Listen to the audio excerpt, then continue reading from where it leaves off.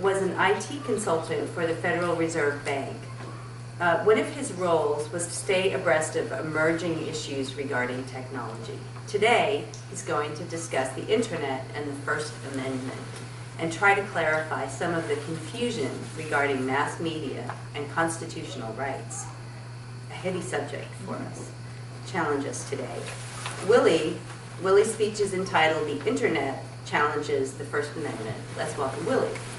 Today we're going to talk about the Internet. We're going to talk about the First Amendment rights.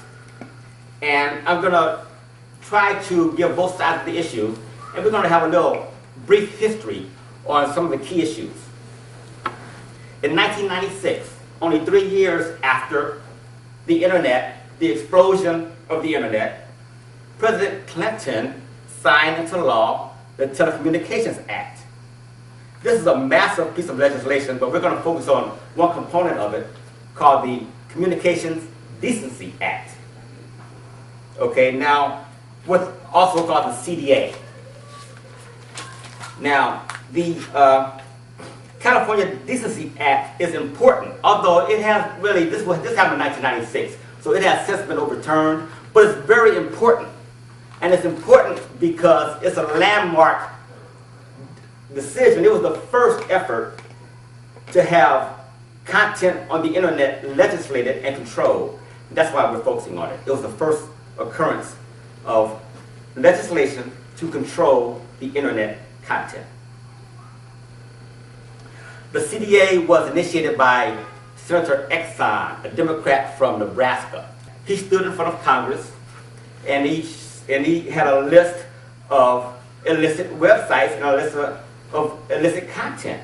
And he said,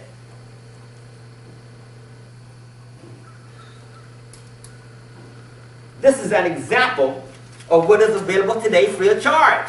He's talking before the Senate.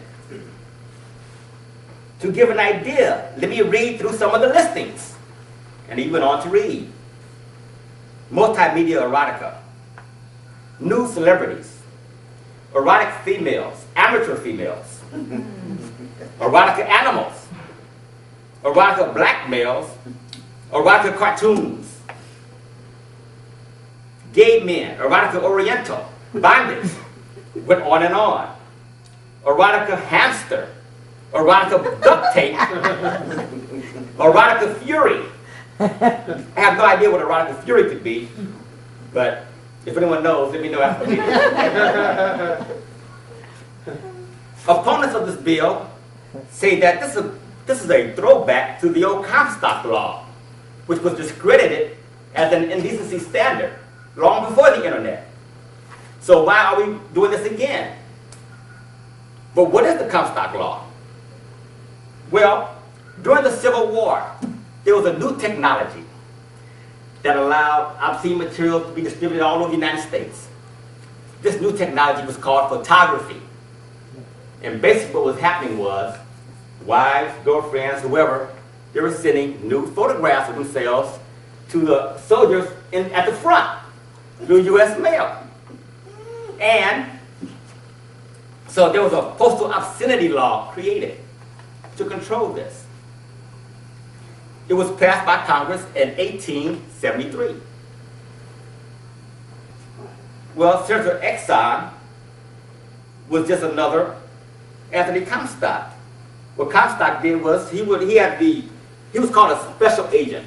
He had the right to go into any post office, go through anyone's mail that he thought would contain obscene material. And what he did was he went before Congress with a sack full of stuff, dumped it on the table, and what he dumped on the table there was obscene material. There were abortion aids, there were aphrodisiac powders, and who knows what else, all gone through the U.S. mail. But as I stated earlier, this process was discredited long before the Internet. But people are saying this is just a modern day Comstock. Why go back to that? Let's look at the pro-decency side of the argument. Kathy Cleaver She was a past director of the legal issues for the Family Research Council. And she stated in an online magazine that the failure, I quote, the failure to enact strong laws is a concession that the information superhighway should belong to pornographers. It would be like leaving a loaded gun in the playground. In the book Applying Ethics, the authors quoted no less an authority than Aristotle. And he was quoted as saying, "It is our duty to see that our activities have the right character." Many ask the question, we monitor and restrict what goes on television and radio. We should extend those restrictions to the internet, and why not? Well, on the surface, that argument sounds like it's pretty valid. We do restrict content on the television. We don't allow anything on our open airwaves. Why can't we extend that to the internet? That's the question. That's the argument many pose. Let's look at the, what I call the pro-freedom side. And I quote, "Congress shall make no law abridging the freedom of speech or of the press or of the people peaceably to assemble and to petition the freedom of speech or of the press." U.S. Constitution, 1776. The magazine The New Republic explains the question of television and radio restrictions versus the First Amendment rights for the printed page. Remember, we do have restrictions on radio and television, but the printed page, there are no restrictions. Why is this? It is explained the following way. When the telegraph and telephone first emerged in the 19th century, it was regarded as forms of transportation.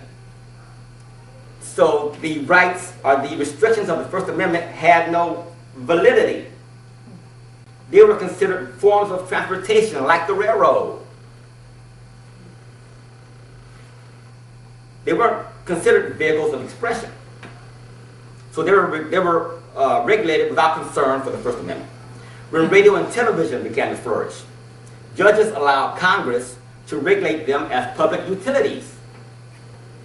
In granting the ACLU's appeal of the CDA, the judge concluded that the internet requires at least as much protection as a printed page, and this is why. It realizes the goals and the spirit of the First Amendment even more so than a printed page. What better place to get on the soapbox and state your opinion than the internet? In 1964, Supreme Court Justice Potter is quoted as saying that he could not define obscenity. But the famous quote is, "But I know it when I see it." If you look on the internet, yeah, I know it when I see it. There's pornography out there, no doubt. But you can also see medical procedures done with clinical detachment that's anything but sexy. There's a ambiguity here. Pornography is intertwined with medical and scientific research.